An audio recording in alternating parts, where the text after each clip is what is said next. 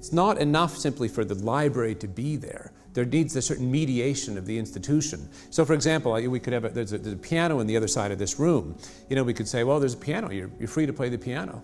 But I can't play the piano, I don't know the chords and the scales, I haven't.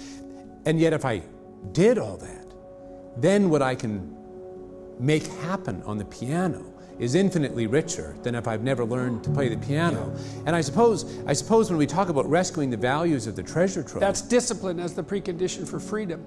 Yes. Right, which is actually a Nietzschean idea, at least in part. I mean, it's older than that. It's the apprenticeship idea. It's that before you can be a painter who can paint what's beyond mere memory, you have to inculcate that discipline skill, and a lot of that is painful repetition and hard grinding work. It's the sacrifice of the present for the future.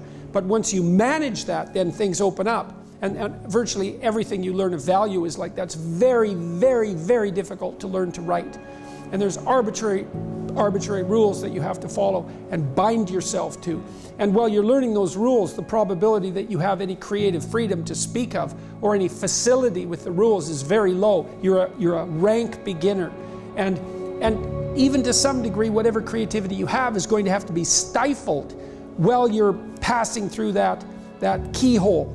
But if you pass through it, then something massive opens up on the other side. And it is definitely the case that disciplinary institutions, universities, are exactly that. They're places of guidance, and they're places to encourage people to develop the discipline that's necessary to see beyond the discipline. I mean, that's why we have disciplines, right? I mean, the words aren't there by accident. You have to narrow yourself first, and then you can broaden outward. And so that's part of the process of maturation. That's part of the sacrifice of childhood. Say, in childhood you're nothing but potential, but it's not realized and you don't know how to realize it. And so then the question is, well, how do you get to a point where you realize the potential? And the answer is, you sacrifice almost all of it to a single direction. This is Nietzsche's commentary on the Catholic Church, because he's a great admirer of the Catholic Church, despite the fact that he was also a radical critic of Christianity. He said, the thing about the Catholic Church is that it forced everything to be interpreted within a single explanatory framework. And that was a discipline. And once that discipline was established, then the disciplined mind could explode in every direction, which is precisely what happened. And so, and that's the thing about growing up, is that when you're a teenager and a young adult, you have to sacrifice everything you could have been as a child to be the one thing that you're aiming at. But then that opens up, and the universities are part and parcel of that process. And you need the guidance, because the library is too large to wander through it unaided. Discipline, it does start with waking up early. It really does. But that is just the beginning. And I always say that discipline is the root of all good qualities. But you have to absolutely apply it to things outside of just waking up early. It's everything. It's working out every day, making yourself stronger and faster and more flexible and healthier. Discipline is eating the right foods to fuel your system.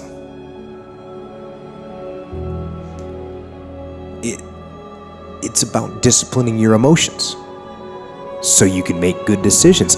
It's about having the discipline to control your ego so your ego doesn't get out of hand and control you. It's about treating people the way you would want to be treated. And doing the tasks that you don't necessarily want to do, but that you know will help you or help your team. It's about facing your fears. It takes discipline to face your fears so you can conquer them. And that's what discipline is. Discipline means taking the hard road, the uphill road, to do what's right for yourself and for other people. It's so often the easy path. The easy path that calls to us to be weak for that moment, to break down for that moment, to give in to the desire and the short-term gratification. But the discipline will not allow that. The discipline calls for strength and fortitude and will. It won't accept weakness. It won't tolerate another breakdown. The discipline can seem like it's your worst enemy. But the reality is, discipline is your best friend. It will take care of you like nothing else can. And it'll put you on that path. The path to strength and health and intelligence and happiness. And most importantly, it'll put you on that path to freedom.